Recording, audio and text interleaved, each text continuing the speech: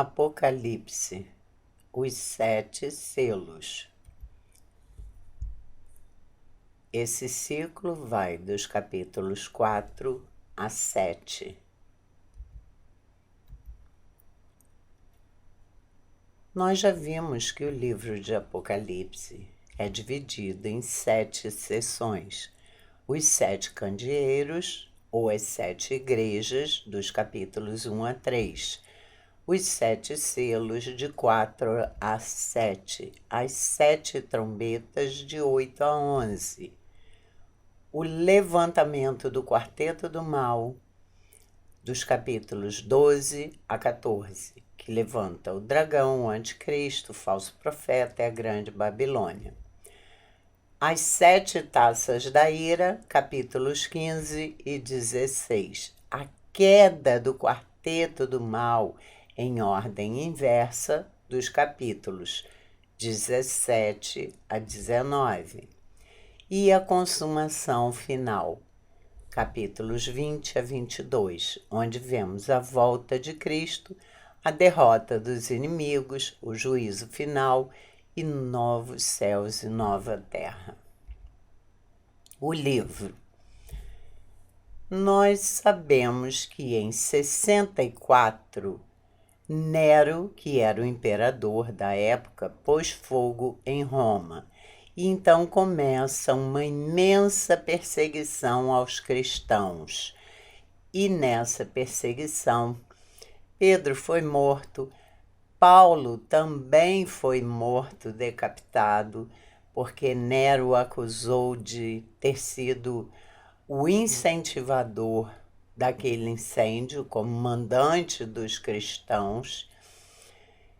E depois, anos depois, quando todos os apóstolos já estavam mortos e que havia uma grande perseguição aos cristãos, mas já na era de Domiciano, João era pastor na igreja de Éfeso e foi mandado para a ilha de Patmos, no mar Egeu.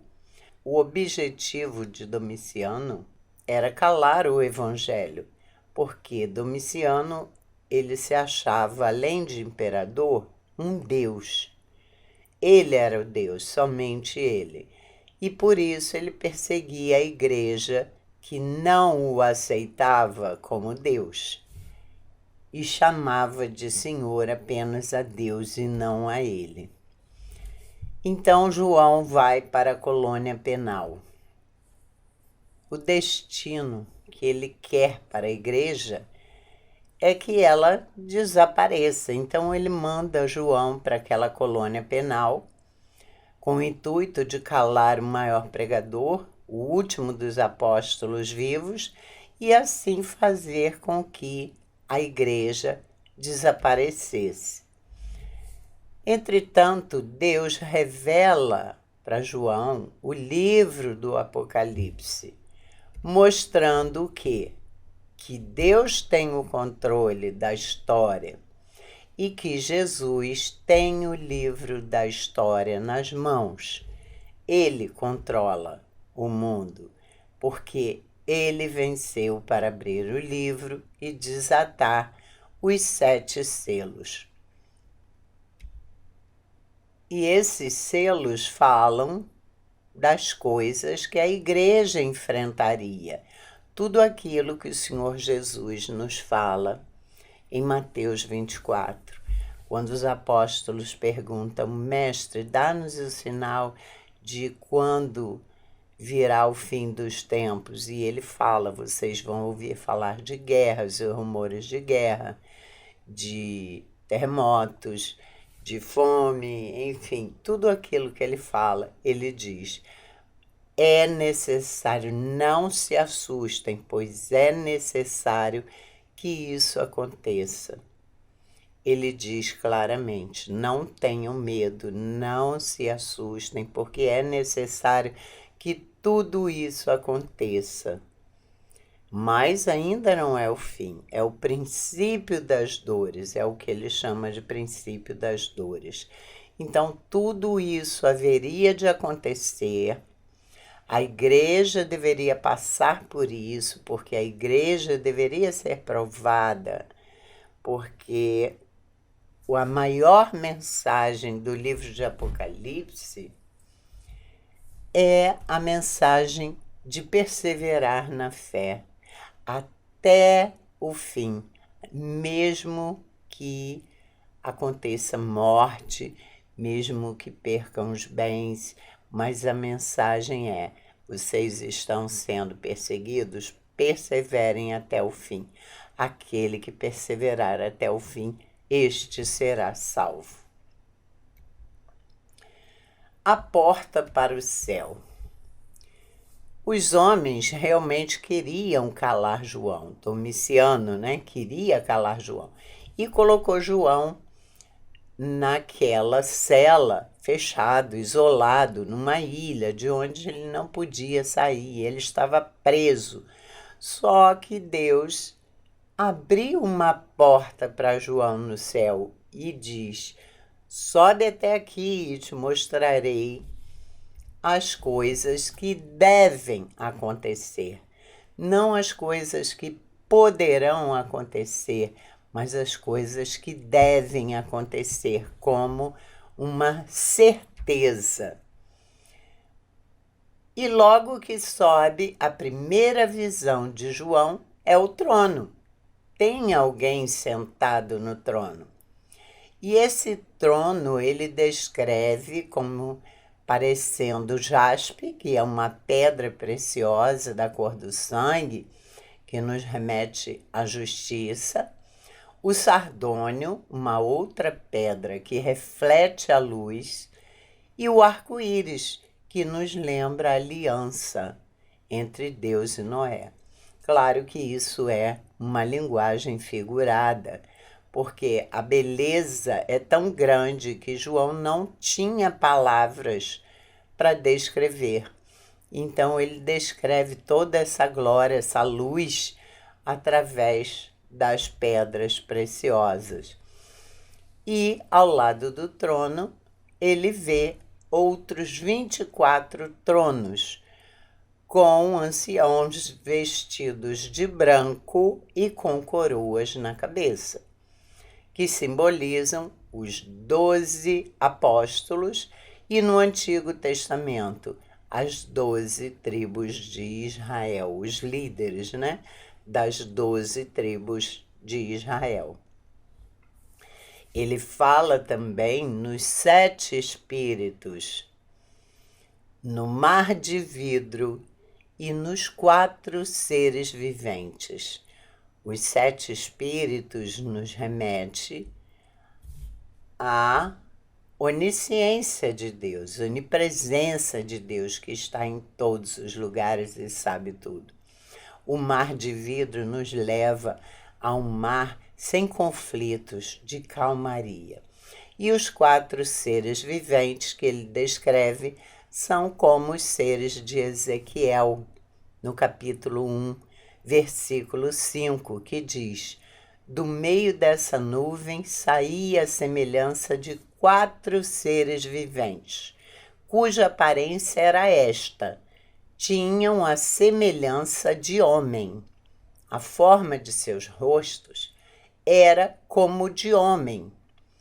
À direita, os 4 tinham rosto de leão. À esquerda, rosto de boi, ou de touro, ou de novilho. E também rosto de águia, todos os 4. Ou seja, eles sempre pareciam com um homem, mas tinham características do leão, do boi e da águia. Os 4 seres viventes. Em Apocalipse 4, 7, a palavra nos diz: o primeiro ser vivente é semelhante a leão, o segundo semelhante a novilho, o terceiro tem um rosto como de homem, e o 4º ser vivente é semelhante à águia quando está voando. Alguns acham que esses 4 seres viventes seriam os 4 limites da Terra, como está em Isaías 11, versículo 12. Outros acham que seriam os 4 ventos da terra, os 4 cantos, os 4 ventos das 4 direções, como está em Ezequiel 37, 9. Eles acham que seria a largura, o comprimento, a profundidade e a altura do céu onde está o trono, como está em Efésios 3, 18.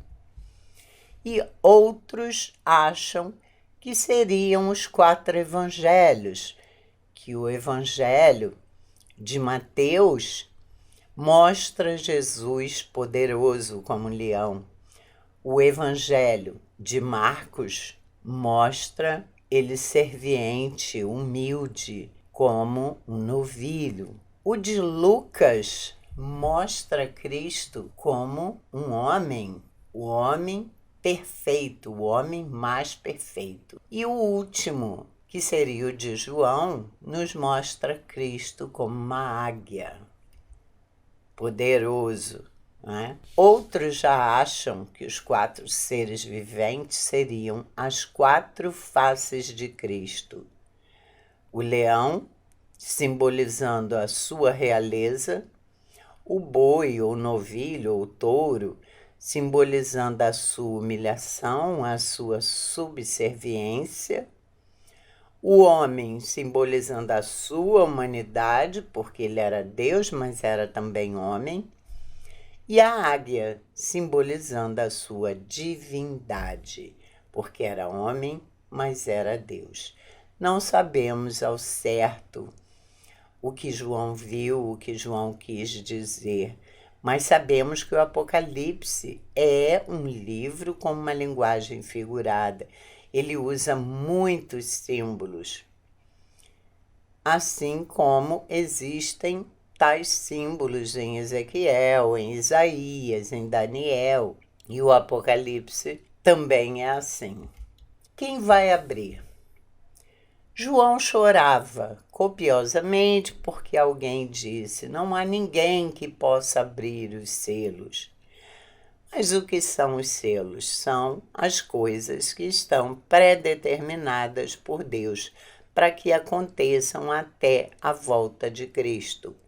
São as leis, tudo porque a igreja deve passar, os decretos de Deus, que a igreja deve passar, que ela deve ser provada, tudo que deve acontecer durante todo esse tempo até que venha o Senhor Jesus.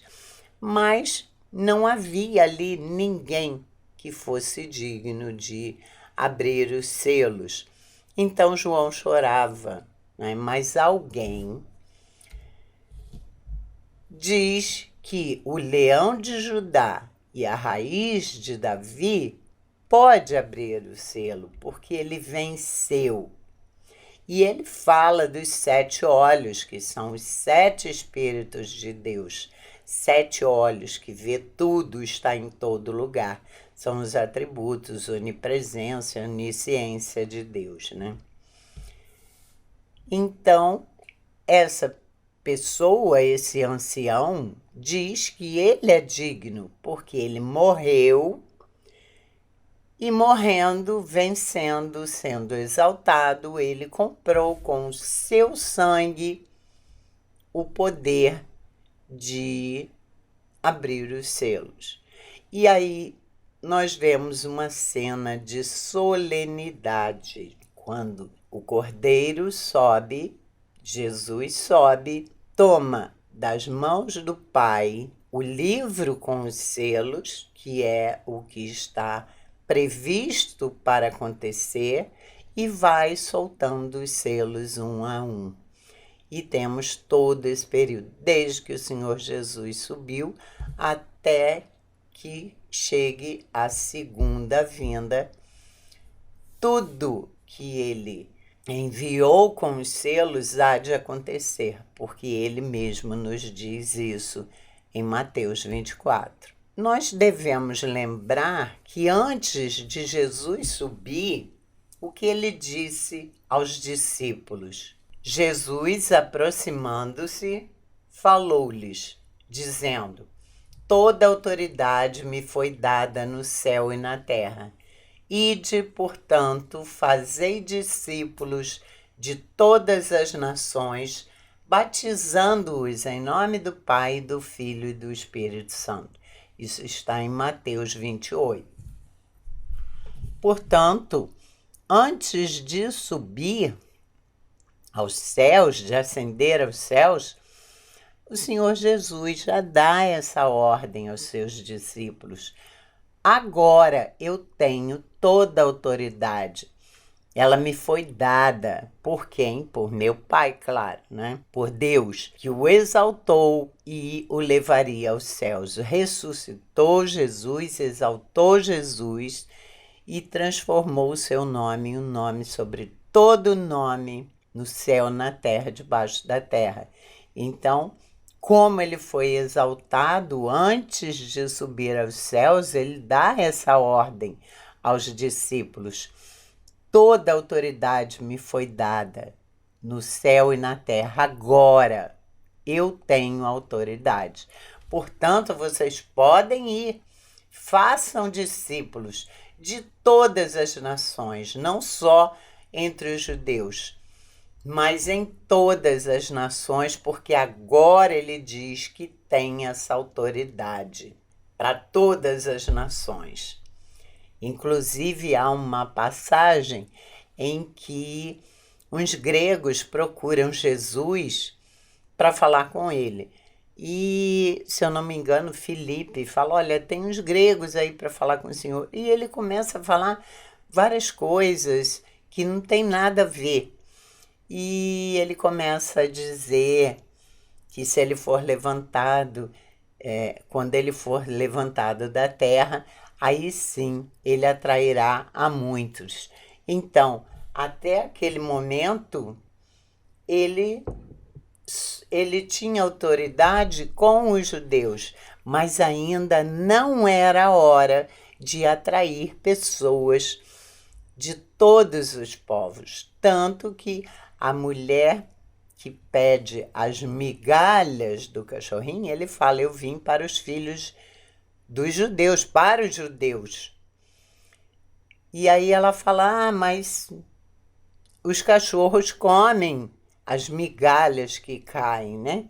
Então, até aquele momento, antes dele vencer, antes dele morrer, a autoridade dele era para o povo de Israel, para os judeus. Mas ele sabia que vencendo, ele ressuscitaria, ele seria exaltado pelo Pai e receberia toda a autoridade sobre todos os povos, de todas as nações. Por isso, ele dá essa ordem aos discípulos. E aí, nessa solenidade, nós vemos as pessoas louvando, dando a ele poder e riqueza e sabedoria e força e honra e glória e louvor. Sete atributos. E o número 7 está sempre no livro de Apocalipse. É um livro simbólico em que o 7 tem grande importância, porque nós vemos 7 igrejas, 7 selos, 7 trombetas. E aqui ele fala de 7 coisas. E o ciclo dos 7 selos, porque o livro é cíclico, a cada parte ele retorna e conta a mesma história com mais detalhes. E o ciclo dos 7 selos nos fala da ascensão de Cristo até a parousia, que é a segunda vinda. Nós vemos isso perfeitamente. Ele sobe, ele deixa essa ordem com os discípulos, que agora ele tem autoridade sobre todas as nações, ele já sabe disso. Então, ele sobe aos céus e aí ele vai governar. Ele toma da mão do Pai por direito dele, porque ele venceu, porque ele é digno, ele toma o livro das mãos do Pai e ele vai desenvolver a história. Ele vai abrindo os selos e vai desenvolvendo aquilo que Deus determinou para a história, até a sua conclusão. E nós vemos que quem está no trono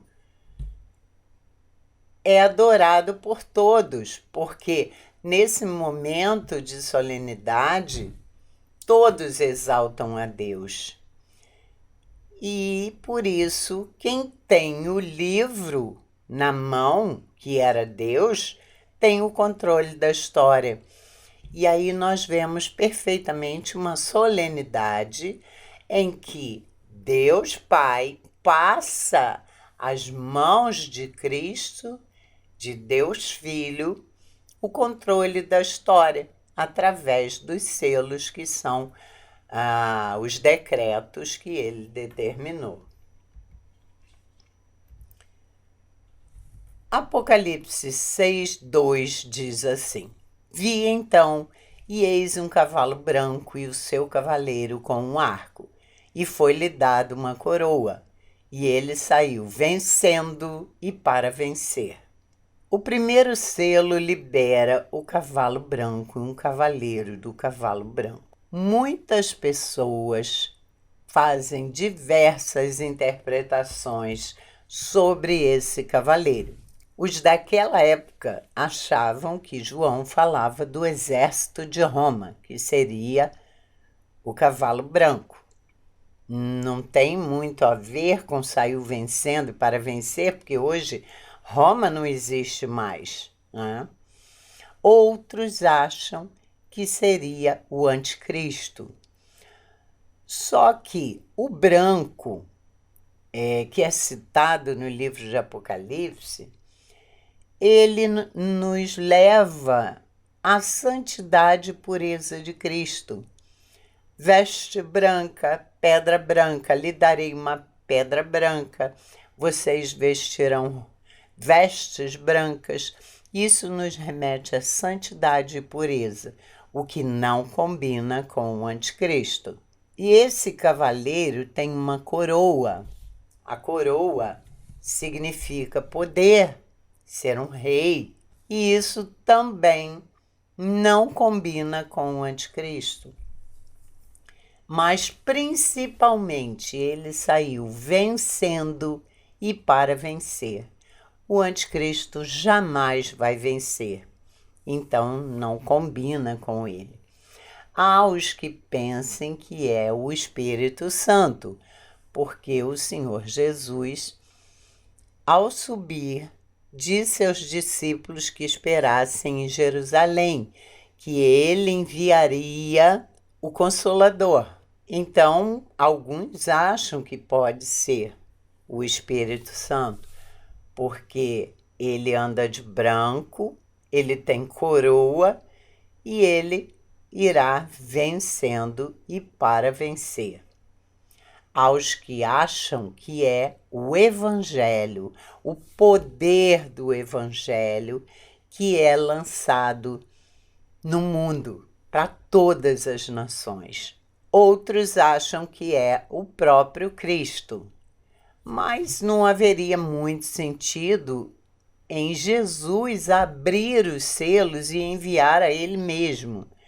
Então, provavelmente deve ser o poder do Evangelho, né? Que é forte, que está com Cristo, está com Deus, porque sem esse poder as pessoas não são salvas. E ele sai vencendo e para vencer, porque ninguém pode impedir que a pessoa seja salva. O mal não pode impedir a pregação do Evangelho, a salvação de um cristão. Ele pode impedir um pregador de pregar, mas se aquela pessoa ouvir de alguma forma a palavra de Deus e crer, ele não pode impedir a sua salvação. Então, não há como achar que seja o anticristo ou o próprio Cristo, mas talvez o poder do evangelho que vem de Cristo, pois só ele pode ser o vencedor, somente Cristo. Em Apocalipse 6,4 a palavra diz: E saiu outro cavalo, vermelho, e ao seu cavaleiro foi-lhe dado tirar a paz da terra para que os homens se matassem uns aos outros. Também lhe foi dada uma grande espada. Bom, o cavalo que vem agora é vermelho. Vermelho lembra sangue, lembra morte também. E foi-lhe dado o poder de tirar a paz da terra, para que os homens se matassem uns aos outros. E como os homens se matam? Através de guerras, violência, assassinatos. Então foi-lhe dado esse poder e também foi-lhe dada uma grande espada. A espada nos remete à luta, né? À morte. Então esse cavaleiro tem o poder de fazer com que os homens se matem por guerra, por brigas, por violência, por assassinatos. E, na verdade, desde que o Senhor Jesus falou em Mateus 24, vocês vão ouvir falar de guerras e rumores de guerra, mas não se assustem, porque é necessário que isso aconteça. Desde essa época sempre houve guerra. Nunca o mundo teve paz, nunca a igreja teve paz, porque o mundo sempre teve uma guerra. Em determinado lugar, em outro lugar, tivemos 2 grandes guerras mundiais, mas foram só essas. Existem várias nações que estiveram em guerra durante todo esse tempo. Então, nunca houve paz. E também o que acontece quando o Senhor Jesus nos dá esses sinais, ele diz que isso são o princípio das dores. Ele nos dá a ideia de uma mulher grávida que está pronta a ter um filho na hora do parto, em trabalho de parto, que começa a sentir as dores. Bom, o parto nos diz que o Senhor Jesus virá. Isso é certeza, porque quando a mulher começa a sentir dores, isso é a certeza de que a criança vai nascer. Então, sabemos que o Senhor Jesus virá, que o fim virá, que a consumação virá. Mas não é um indicativo de que chegou a hora. Apenas é um indicativo de que aquilo vai aumentando, aumentando, aumentando, aumentando, até chegar o momento do parto. E assim é tudo aquilo que foi liberado com os selos.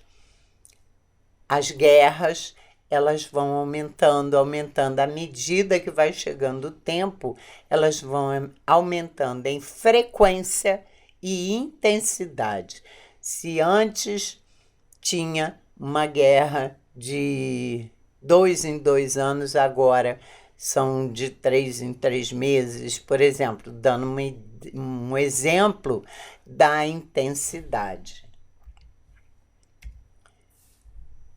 Em Roma, a igreja passou por 249 anos de perseguição.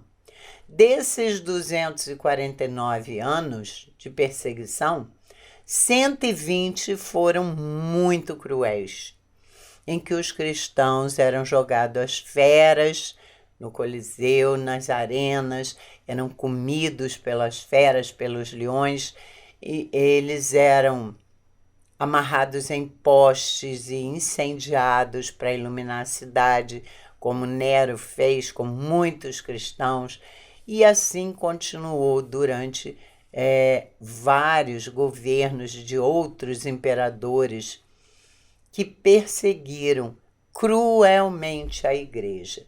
Só que a maior parte das mortes de cristão estão no século XX. exatamente morreram mais cristãos do século XX para cá do que em toda aquela perseguição de Roma.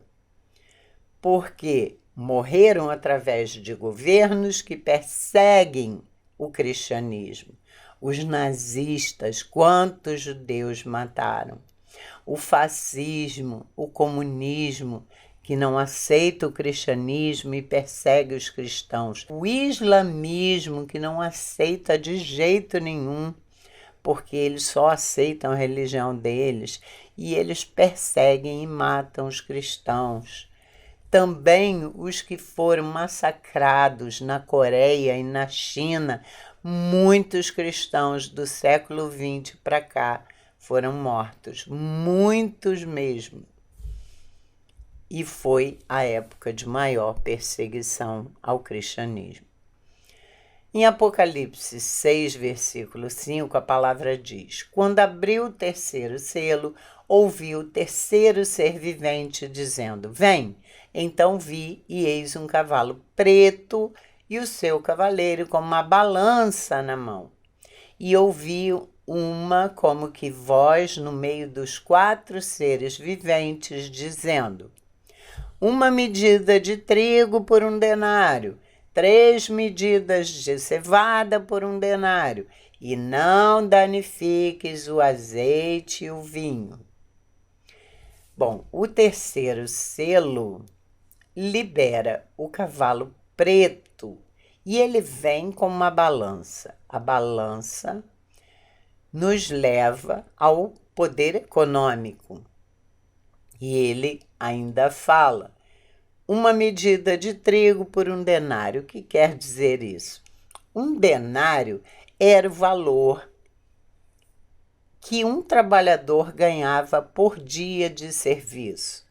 Vamos supor uma diária de uma faxineira ou de um pedreiro, que essa diária fosse R$200 hoje.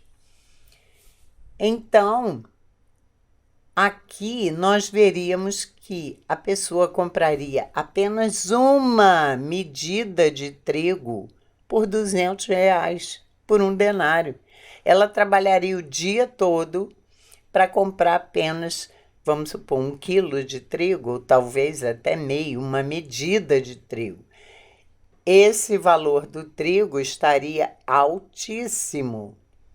E também 3 medidas de cevada por 1 denário. A cevada era muito mais barata. Mas mesmo assim, ele coloca apenas 3 medidas de cevada por 1 denário. Então, os valores são altíssimos e isso nos leva a quê? A um alto preço que acaba determinando a fome no mundo. E ele ainda fala: e não danifiques o azeite e o vinho. Por quê? Azeite e vinho eram as provisões dos que tinham dinheiro. Então, nos ricos não era para mexer, apenas nos pobres. E o que esse cavaleiro faz? Na verdade, ele mexe com o poder econômico de uma forma que os pobres ficam cada vez mais pobres, sem condição de comprar comida, e os ricos cada vez mais ricos, se regalando com uma boa mesa, né? Isso é o poder econômico que traz a fome ao mundo. Em todo tempo e em todos os lugares houve fome. Hoje nós temos fome na África, nós temos fome em diversos países que as pessoas não têm como comprar alimentos. E elas até, quando cai um alimento no chão, elas catam porque não podem perder aquilo, porque elas não têm o que comer, não têm como comprar, né? Então, a fome vem assolando o mundo desde essa época, em vários lugares e tempos. Se antes foi no país, depois passa a ser no outro, em outra época, enfim. E o denário, eu já falei, é um dia de trabalho da pessoa. Em Apocalipse 6:8, diz assim: E olhei, e eis um cavalo amarelo e o seu cavaleiro, sendo este chamado Morte, e o inferno o estava seguindo, e foi-lhes dada autoridade sobre a quarta parte da terra, para matar a espada, pela fome, com a mortandade e por meio das feras da terra. Bom, esse cavalo é amarelo. Ele tem nome, é o único que tem nome. O nome dele é Morte. E ele não vem sozinho. O inferno vem seguindo ele. Por quê? As pessoas morrem e o inferno vem recolhendo aquelas que são dele, né? E ele nos fala que ele tem autoridade para matar a quarta parte da terra. Isso durante todos esses anos. Matar de que forma? A espada, através de guerra, violência, pela fome que existe no mundo em vários lugares e pessoas morrem de fome hoje, com a mortandade, que são doenças, epidemias, doenças comuns que matam as pessoas, câncer, AIDS, etc. E feras. Mas que feras da terra?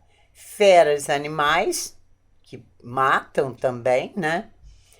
E os próprios homens, aqueles que são chamados monstros, que assassinam, que matam sem nenhum temor, por violência, por prazer, né? São os que chamamos de monstros.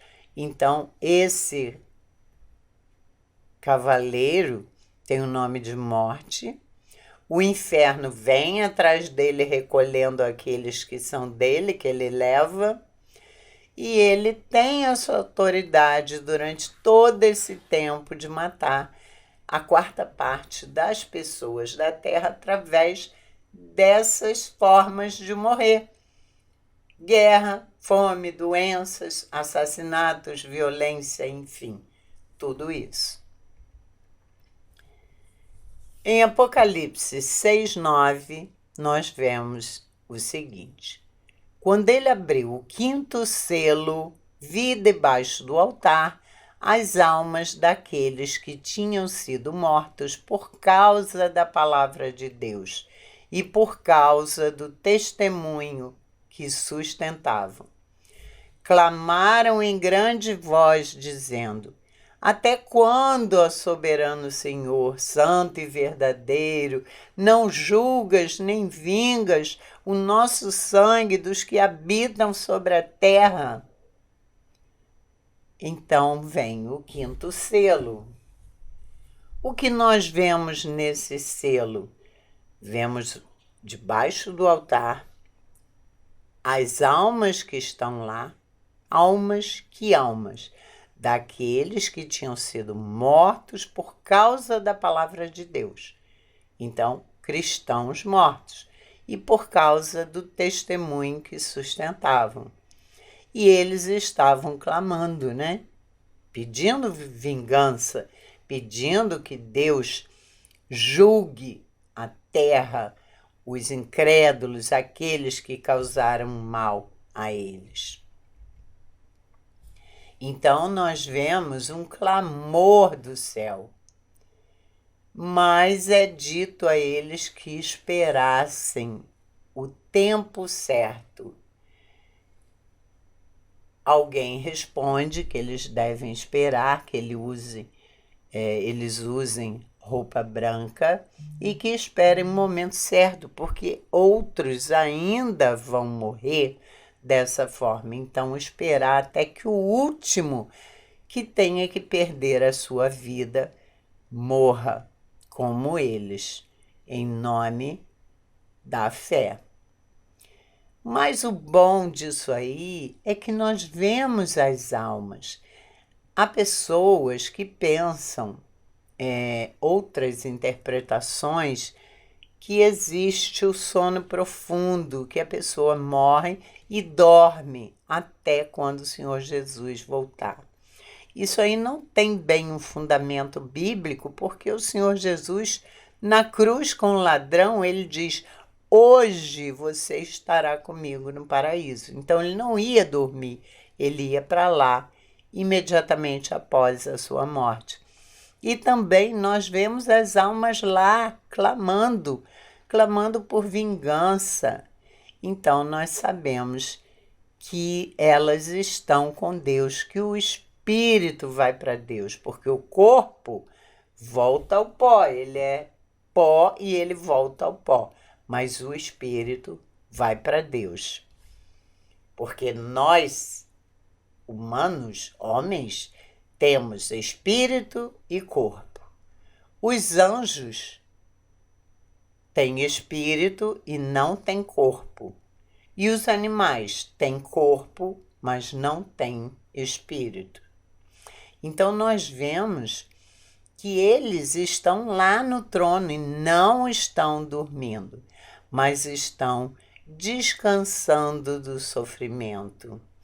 E pedem a eles que usem vestidura branca e que esperem até se completar o número daqueles que seriam mortos como eles.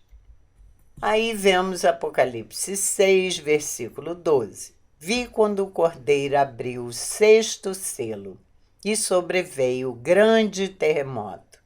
O sol se tornou negro como saco de crina, a lua toda como sangue, as estrelas do céu caíram pela terra como a figueira quando abalada por vento forte deixa cair os seus figos verdes, e o céu recolheu-se como um pergaminho quando se enrola.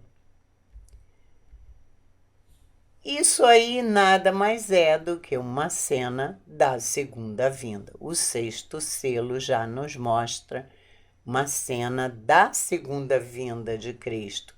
Porque quando acontecerão essas coisas, existe um clamor do céu, esse ciclo dos selos nos fala desde a ascensão de Cristo, quando ele sobe, ele toma das mãos do Pai o livro dos selos, ele abre os selos para que tudo o que está determinado aconteça, e durante todo esse período os selos vêm sendo confirmados no mundo, né? E esse período acaba com a segunda vinda dele, a parousia, quando ele há de voltar. Nós podemos ver partes daquele texto em outras passagens das Escrituras. Em 2 Pedro 3, versículo 10, virá, entretanto, como ladrão o dia do Senhor, no qual os céus passarão com estrepitoso estrondo e os elementos se desfarão abrasados. Também a terra e as obras que nela existem serão atingidas. Então, os elementos se desfarão. Pedro já cita isso. Mateus 24, de 29 a 31. Logo em seguida, a tribulação daqueles dias, o sol escurecerá, a lua não dará sua claridade, as estrelas cairão do firmamento e os poderes dos céus serão abalados. Então aparecerá no céu o sinal do Filho do Homem. E aqui é o próprio Senhor Jesus quem nos fala que isso há de acontecer, quando aparecer no céu o sinal do Filho do Homem. Em Joel 2, de 30 a 31. E farei com que ocorram eventos espantosos no céu e na terra, sangue, fogo e grandes nuvens de fumaça. O sol se converterá em trevas e a lua em sangue, antes que chegue o grandioso e temível dia do Senhor, o dia do juízo, né? Em Marcos 13, 24.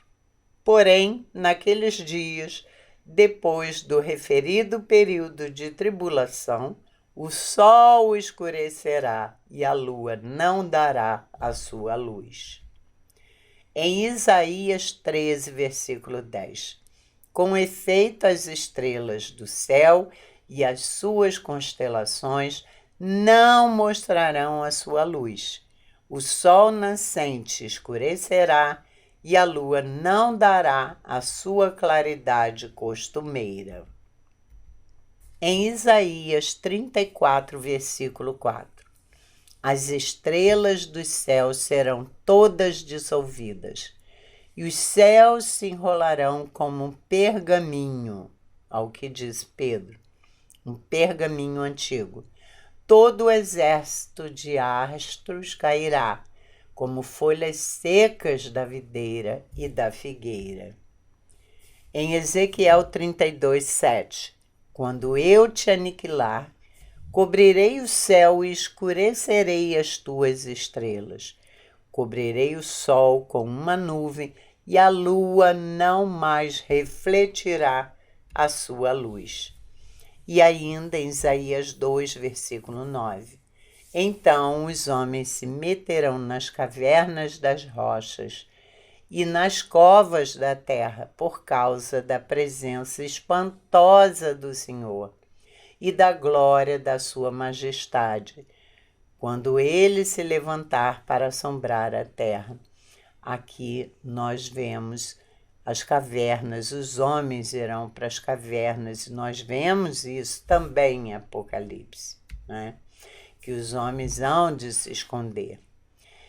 E isso acontecerá com todas as classes, os reis da terra, os grandes comandantes, os ricos, poderosos e o escravo e o livre. E a palavra diz que eles se esconderam nas cavernas e nos penhascos dos montes, mas se esconderam com medo. Medo não da morte, eles não vão ter medo de morrer, eles vão procurar a morte e não vão encontrar. O medo deles é da ira do Cordeiro, porque eles sabem que vem o juízo. E quem é que pode suster-se? A própria palavra diz isso. Nesse momento não adianta ter influência, nem dinheiro, nem poder. Mas os salvos, os cristãos, não estarão desesperados. Eles levantarão as mãos para o céu, sabendo que chegou a redenção. Para eles será um dia de luz, porque Cristo virá resgatar a sua noiva, a igreja. Então os salvos estarão felizes, porque sabem que o Senhor Jesus vem por nós, pela igreja, buscar a sua noiva. Em Apocalipse 7, versículo 3, nós já fomos para o último capítulo desse ciclo. A palavra diz: não danifiqueis nem a terra, nem o mar, nem as árvores, até selarmos na fronte os servos do nosso Deus. Então, é uma ordem que ele dá aos anjos para que a terra, nem o mar, nem as árvores sofram nada antes de os anjos selarem na fronte os servos de Deus. Como nós somos selados? Pelo Espírito Santo, né? No momento em que somos convertidos, recebemos o selo do Espírito Santo. Nós somos selados. E aqui essa palavra confirma isso, que tudo há de acontecer, mas antes os selados não serão impedidos de serem salvos. Então, o capítulo 7 nos fala desses selados que recebem o selo do Espírito e também fala de um número 144 mil, que é um número simbólico. 144 seria o número que diz respeito a 12 vezes 12, 12 apóstolos, vezes 12, 12 tribos, enfim, 12 vezes 12 dá 144 mil. Então, é um número simbólico, tá? Esse número nós não sabemos qual é e com certeza deve ser muito grande, porque o capítulo fala também de uma grande multidão, usando vestes brancas e palmas na mão. E isso nada mais é do que um louvor, né, à vitória. E Apocalipse 7,14 diz: Ele então me disse, porque João pergunta, quem são esses? E ele diz, são estes os que vêm da grande tribulação, e lavaram suas vestiduras e as alvejaram no sangue do Cordeiro. Bom, isso aí nos diz, logo de início, que não haverá um arrebatamento, que a igreja será arrebatada antes e depois ficarão os outros para o juízo final. Aqui nós vemos a igreja na tribulação. São estes os que vêm da grande tribulação e lavaram suas vestiduras e as alvejaram no sangue do Cordeiro. Até porque a grande tribulação é a maior provação da igreja. É quando a igreja é provada e o cristão deve perseverar, mesmo perdendo sua própria vida, porque a mensagem principal do livro de Apocalipse é: não tenham medo. Não tenham medo do que mata o corpo, mas daquele que mata a alma. Não tenham medo, porque somos vencedores, porque eu virei. E quando o cristão morre, ele vence o mal, né? O mal nos vence nos matando, mas quando morremos por Cristo, sem negar o nome dele, perseverando na fé, nós vencemos o mal. Então, aí nós lavamos as nossas vestes no sangue do Cordeiro, que as torna brancas, puras. Então, muitos passarão por isso na grande tribulação, porque a grande tribulação é a maior prova da igreja. Porque diz o próprio Senhor Jesus, aquele que perseverar até o fim, este será salvo. Então, os salvos passarão pela grande tribulação, o que nos mostra que não haverá um arrebatamento, como muitos pensam. Então, nessa multidão, nós vemos uma cena de louvor dos salvos. Eles louvam o Senhor e eles dizem em Apocalipse 7, o louvor e a glória, a sabedoria, as ações de graça e a honra e o poder e a força sejam ao nosso Deus pelos séculos dos séculos. Amém.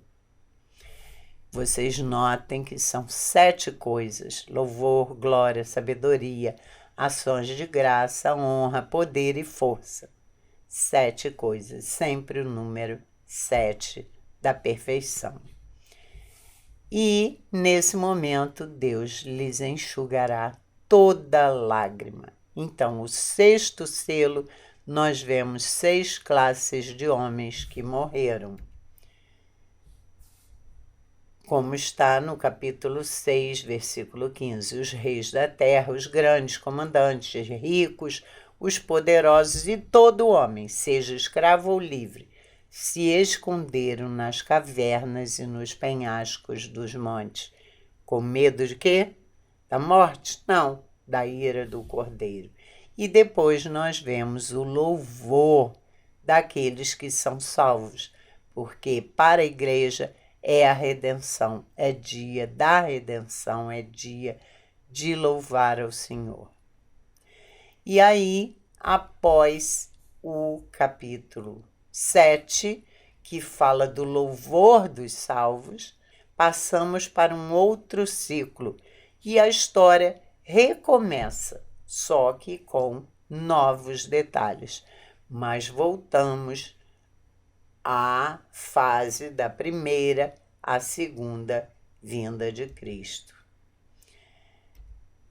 Por isso eu quero agradecer novamente aos reverendos Augusto Nicodemos, Hernandes Dias Lopes, Leandro Lima, que muito me instruíram no livro de Apocalipse e que me ajudaram a fazer esse vídeo que talvez possa ajudar você também a compreender esse livro maravilhoso, do qual não devemos temer, devemos estudar e entender, porque ele é uma grande mensagem de esperança, nos dizendo que Cristo está lá em cima, com o poder na mão, com o controle da história, e que nós seremos vencedores e que ele virá para buscar a sua noiva. Então, vamos aguardar agora o próximo ciclo, que serão as 7 trombetas, quando a história começa novamente, o mesmo ciclo da primeira e segunda vinda, só que com maiores detalhes. Até a próxima!